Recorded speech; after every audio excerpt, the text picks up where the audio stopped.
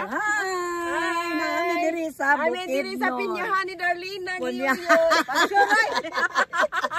Adto mi sa farm nilang Darlina. Ari sa farm ni Darlina ni Yoyo. Matanaw mi kay tanaw na mong farm ni Darlina kay nagunahuna si Punsig iyang ipasukod kay iyang paliton.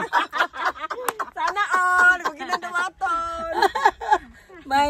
May hapon sa tanan. Hapon. Salamat kay ni Amang kay naabot mi diri wa damha. Manay tagiyag pinyahan na sa Libona. Yami sa plantation sa Del Monte, dito sa Libona, Bukidnon.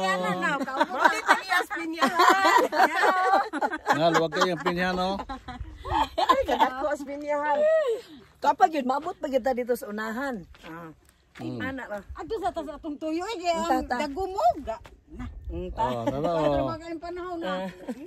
Aron balik ko ning init man dito dayo kapag tuon kita dayo dito sa inyo. Oh, dali na pa. Kita inyo hada. Tara, layo pa kay dayo. Tura oh. Luyo tura eh. Luyo anang bukid. Wa pagali ta nakatunga. Luyo anang bukid. Ano nam na krus ya da?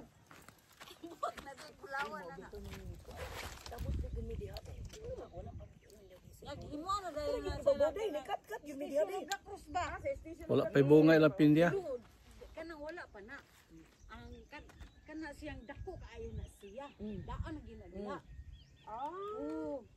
Wala pa na imo. Simple pero himo na oy. Mao po nunay gikuan sa unang panahon na.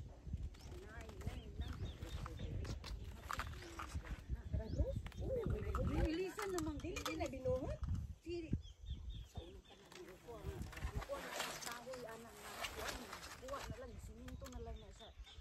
Sa bana, isang sa bana ni kontrata. Hindi na hala pala big dugay pa kay dugay kay na ma-upload. Sige na kay ato na ng tanawon sa TV. Hindi na kay. Dito na ko dahil ta mag-picture. Okay. See you next time, guys. Thank you for watching. Tambal ba kay ga-spray sila.